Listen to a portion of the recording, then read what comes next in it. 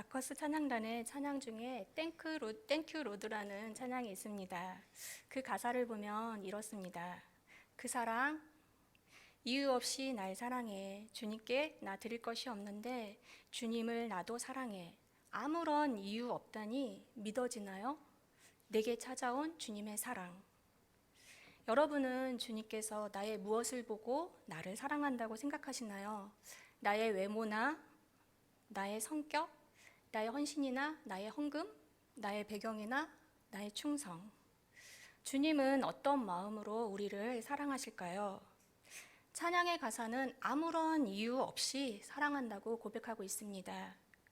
오늘 말씀 요한복음 3장 16절의 말씀은 복음에 관한 가장 핵심적이고 또 중요한 내용을 표현하고 있습니다. 1917년 10월 31일 종교개혁을 일으킨 루터는 이 본문을 복음서들 속에 있는 복음서 또는 작은 복음서라고 불렀다고 합니다. 구약 성경과 신약 성경을 통틀어서 성경 전체를 대표하는 한 구절을 뽑는다고 한다면 바로 요한복음 3장 16절을 뽑을 것입니다. 이 말씀은 복음의 진수로서 복음이 담고 있는 모든 계시의 말씀을 사랑의 개념에서 선언하고 있습니다. 하나님의 사랑으로부터 복음이 출발합니다. 이 땅에 태어난 모든 사람이 예수님을 믿어야 하는 이유는 무엇일까요? 우리가 예수님을 꼭 믿어야 하는 이유는 무엇일까요? 내가 반드시 예수님을 믿어야 하는 이유는 무엇일까요? 이 세상에 오직 예수님밖에는 믿을 것이 없기 때문입니다. 누가 이 죽음의 문제를 해결하고 이 저주의 죽음에서 구원해 줄 수 있을까요? 누가 나의 죄를 대신해서 죽고 이 엄청난 내 죄값을 대신 갚아줄 수 있을까요? 누가 하나님의 심판을 면하게 하고 하늘의 백성으로 살 수 있도록 도와줄까요? 누가 나에게 새 생명을 주어 거듭난 사람으로 하나님 나라에 들어갈 수 있도록 해주실까요? 그분은 오직 하나님의 아들이신 예수 그리스도이십니다. 오늘의 본문 말씀 요한복음 3장 16절을 같이 읽으시겠습니다. 하나님이 세상을 이처럼 사랑하사 독생자를 주셨으니 이는 그를 믿는 자마다 멸망하지 않고 영생을 얻게 하려 하심이라. 아멘. 이 한 절의 성구에 복음의 기원과 방법, 또 범위, 목적이 분명히 드러나고 있습니다. 복음의 기원은 하나님이십니다. 복음의 방법은 독생자 예수님을 믿는 것입니다. 복음의 범위는 누구든지입니다. 그리고 복음의 목적은 영생입니다. 유진 피터슨의 메시지 성경으로 다시 한번 제가 읽어드리겠습니다. 하나님께서 이 세상을 얼마나 사랑하셨는지 그분은 하나뿐인 아들을 우리에게 주셨다. 그것은 아무도 멸망하지 않고 그를 믿는 사람은 누구나 온전하고 영원한 생명을 얻게 하시려는 것이다. 요한복음 3장 16절을 온전히 이해하려면 문장의 주어가 하나님이신 것을 알아야 합니다. 사랑의 주체가 하나님이십니다. 그 사랑은 우리가 생각하는 사랑이 아니고 우리가 주고받는 그 사랑과는 다릅니다. 하나님의 사랑은 하나님께서 계획하시고 시작하시고 끝까지 하나님의 백성을 구원하시겠다는 책임지는 사랑, 하나님의 강한 의지가 있는 사랑입니다. 이 본문은 니고데모와의 대화 속에서 이해되어야 합니다. 중생에 대해서 이야기하면서 예수님께서는 모세가 광야에서 놋뱀을 들었던 것처럼 인자도 들릴 것에 대해서 말씀하고 있습니다. 바로 이것이 하나님의 사랑에 대한 표현입니다. 모세는 저주와 심판 속에서 죽을 수밖에 없었던 이스라엘 백성에게 놋뱀을 들었습니다. 영원히 죽을 수밖에 없었던 우리를 위해서 예수님께서 십자가에 달려 돌아가십니다. 하나님께서는 그의 사랑하시는 독생자이신 예수를 저주의 나무에 달아하면은 대가를 치르면서까지 우리를 구원하기 원하셨습니다. 바로 이것이 하나님의 사랑입니다. 하나님의 사랑은 하나님의 속성과도 연결이 됩니다. 하나님의 속성이라고 한다면 다른 말로 특성이라고도 할 수 있습니다.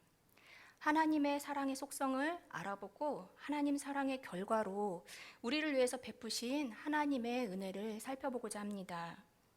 본문 상반절의 말씀입니다. 같이 한번 읽어보시겠습니다. 하나님이 세상을 이처럼 사랑하사 독생자를 주셨으니. 하나님의 사랑은 어떤 사랑일까요?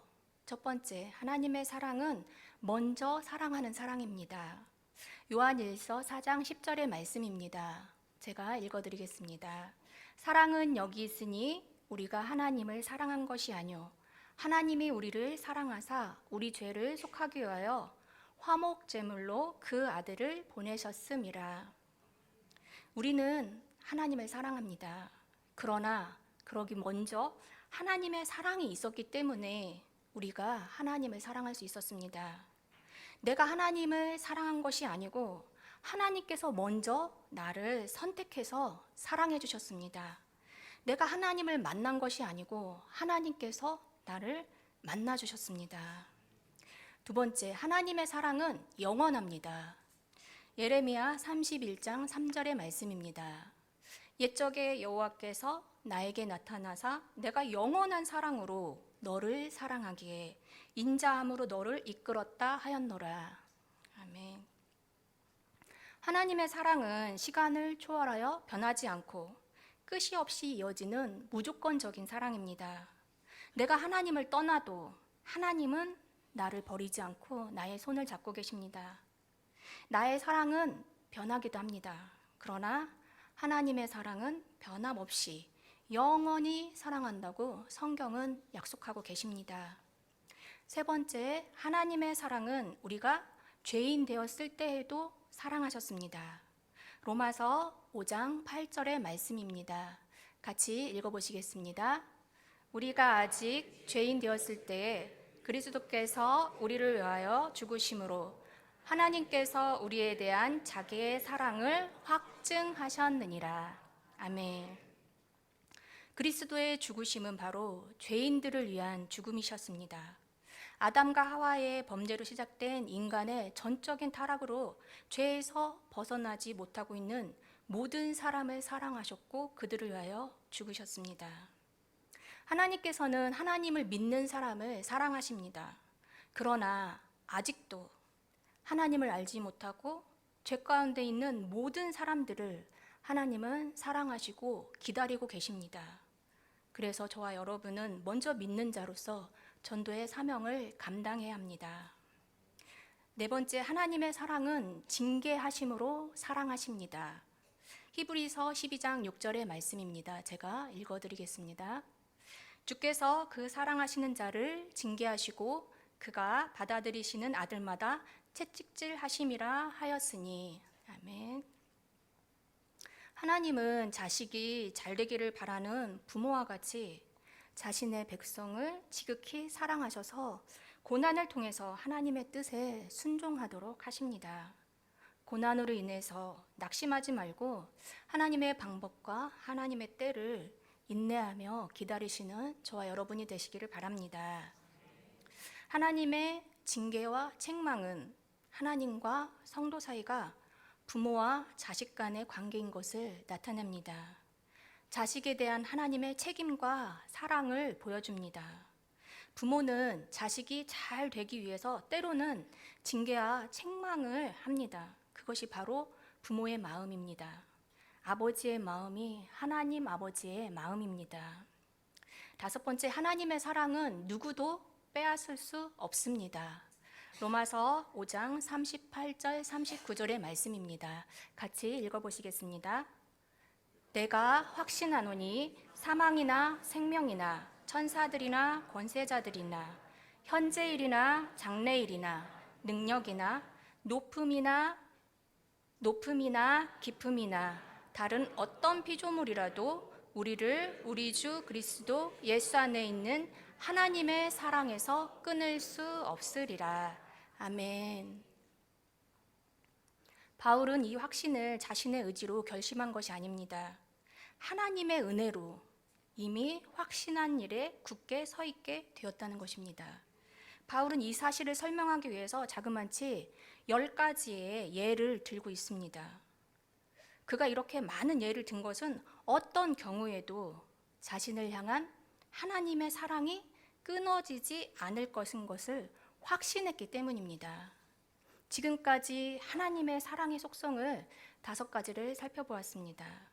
사랑은 바로 하나님의 본성이고, 인류를 향한 하나님의 사랑은 예수 그리스도의 십자가의 고난을 통해서 그 절정을 이루셨습니다. 그렇다면 하나님께서 우리를 사랑하신 결과는 무엇일까요? 첫 번째, 하나님께서 우리를 사랑하신 결과는 우리를 위해서 독생자를 주셨습니다. 요한복음 1장 14절의 말씀입니다. 말씀이 육신이 되어 우리 가운데 거하심에 우리가 그의 영광을 보니 아버지의 독생자의 영광이요 은혜와 진리가 충만하더라. 예수 그리스도는 영원 전부터 하나님의 말씀 또는 지혜로 하나님과 함께 계셨습니다. 예수 그리스도께서는 하나님의 성령으로서 육신의 모양을 입으시고 인간으로 이 땅에 오셨습니다. 예수님은 인성과 신성을 가지신 신인의 성품을 가지신 분이십니다. 그래야만 구주로 적합하기 때문입니다. 예수님은 고난받으시고 죽으시기 위해서는 인간이 되셔야 합니다. 그의 죽음이 죄를 위한 속전으로 유효하기 위해서는 하나님이셔야 합니다. 예수님은 십자가의 속죄를 위해서 인간이시고 또 신이신 신인으로 이 땅에 오셨습니다.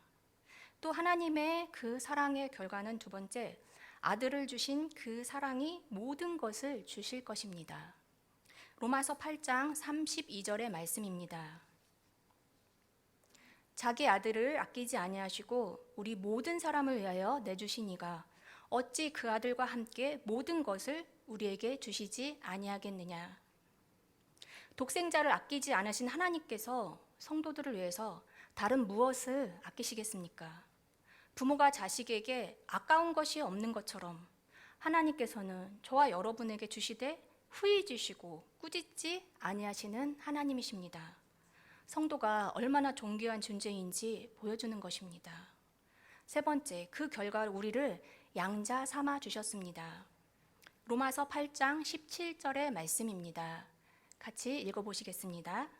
자녀이면 또한 상속자, 곧 하나님의 상속자여 그리스도와 함께한 상속자니 우리가 그와 함께 영광을 받기 위하여 고난도 함께 받아야 할 것이니라. 아멘. 하나님의 자녀가 된 성도는 과거에 그가 어떤 사람이었든지 상관없이 하나님의 상속자가 됩니다. 이것은 성도의 특권입니다. 하나님을 믿는 그 순간 하나님의 자녀로 신분이 변하게 됩니다. 죄인에서 하나님의 상속자로 신분이 상승하게 됩니다. 네 번째, 하나님의 사랑의 결과로 우리는 하나님과 화목하게 하셨습니다. 고린도후서 5장 19절의 말씀입니다. 곧 하나님께서 그리스도 안에 계시사 세상을 자기와 화목하게 하시며 그들의 죄를 그들에게 돌리지 아니하시고 화목하게 하는 말씀을 우리에게 부탁하셨느니라. 아멘. 인간이 하나님께 범죄함으로 하나님으로부터 분리되어서 하나님을 떠나 살게 되었습니다. 그런데 예수 그리스도께서 인간의 죄를 대신 짊어지시고 죽어주심으로써 하나님과 인간 사이를 가로막았던 그 담이 무너지고 화목하게 되었습니다. 오늘 말씀 본문의 하반절 말씀입니다. 같이 읽어보시겠습니다. 이는 그를 믿는 자마다 멸망하지 않고 영생을 얻게 하려 하심이라. 아멘. 그를 믿는 자마다 죄와 사망의 저주와 권세 아래 놓인 죄인들이 이런 하나님의 사랑과 은혜를 받아 누릴 방법을 보여주고 있습니다. 누구든지 예수님을 믿기만 하면, 더 쉽게 말해서 죄 많은 나를 하나님의 은혜에 맡기기만 하면 죄인에게 영생을 베푸시는 하나님의 사랑을 누릴 수 있다고 말씀하고 있습니다. 오직 믿음으로만, 더 쉽게 말해서 죄 많은 나를 하나님의 은혜에 맡기기만 하면 죄인에게 영생을 베푸시는 하나님의 사랑을 받아 누릴 수 있다는 뜻입니다. 오직 믿음으로, 값 없이, 대가 없이, 오직 은혜로만 이런 영생의 복을 얻게 하셨습니다. 하나님의 사람이란 참으로 신기하고 놀라워서 하나님의 사랑을 도저히 있을 법하지 않은 그런 하나님의 사랑입니다. 이해할 수 없는 사랑이고, 그렇지만 하나님께서는 나 같은 죄인도 이렇게 사랑하신다는 것을 믿고 받아들이기만 한다면 누구든지 영생을 얻게 하시는 것입니다. 지금까지 하나님의 속성과 또 그 사랑의 결과를 살펴보았습니다. 성경은 하나님의 사랑 이야기입니다. 하나님께서 저와 여러분, 우리를 사랑하셨습니다. 내가 먼저 사랑한 것이 아니고 내가 하나님을 선택한 것이 아닙니다. 우리를 사랑하신 하나님께서 죄 가운데 있는 우리를 내버려 두실 수 없어서 독생자 예수 그리스도를 보내주셨습니다. 그리고 십자가에 죽게 하셨습니다. 그리고 그를 믿게 하셨습니다. 이렇게 예수 그리스도를 믿는 자마다 그를 통해서 죄의 용서함을 받게 하셨습니다. 예수님의 대속하심을 받아들이고 예수님과 함께 동행하는 삶을 사는 자는 영생을 약속하고 계십니다. 이 영생은 인간의 노력으로 얻어지는 것이 아닙니다. 하나님께서 값없이 주시는 은혜의 선물입니다. 그것은 성도가 현재에도 소유하고 있지만 죽은 이후에도 누리게 될 영원한 생명을 가리킵니다. 영생은 예수 그리스도를 믿는 자에게 주어집니다. 예수를 믿는 자마다 멸망하지 않고 영원한 생명을 주셨습니다. 죄의 속박으로부터 구원해 주셔서 자유케 해주셨습니다. 사람들이 함께하는 세 가지 방법이 있습니다.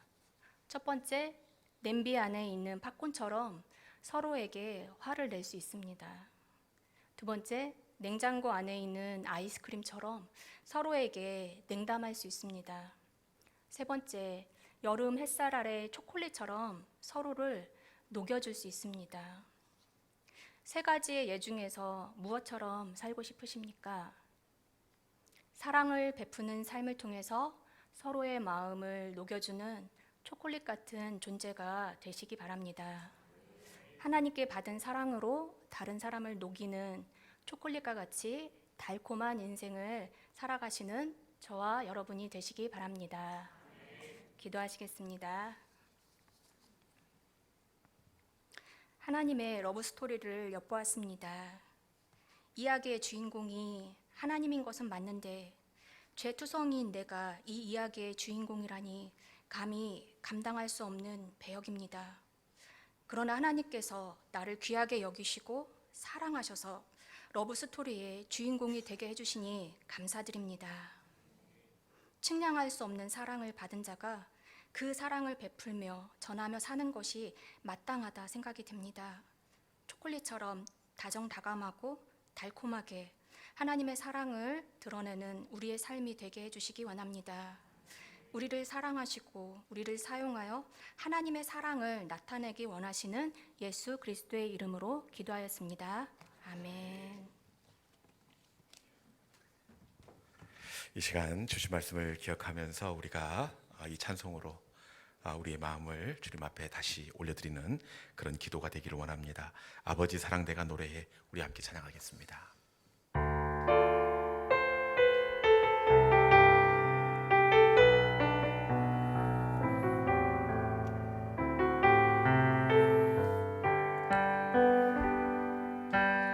아버지 사랑 내가 노래해 아버지 은혜 내가 노래해 그 사랑 변함없으신 거짓없으신 신실하신 그 사랑 상한 갈 때 꺾지 아니하시며 상한 갈 때 꺾지 않으시는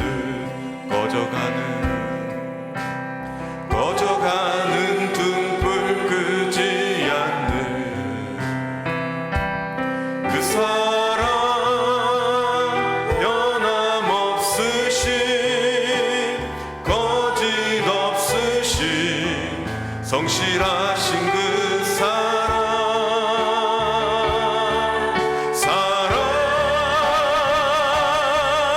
그 사랑 날 위해 죽으신 날 위해 다시 사신 예수 그리스도 다시 오실 그 사랑 죽음도 생명도 천사도 하늘의 어떤 권세도 끊을 수 없는 영원한 그 사랑 예수. 다시 한번 찬양할 거야. 아버지 사랑 내가 노래해. 아버지 사랑 내가 노래해. 아버지 은혜 아버지 은혜 내가 노래해. 그 사랑 변함없으신 거짓 없으신 성실하신 그 사랑 상한 갈 때 꺾지 상한 갈 때 꺾지 않으시는 꺼져가는 등불 끄지 않는 그 사랑 변함없으신 거짓 없으신 성실하신 그 사랑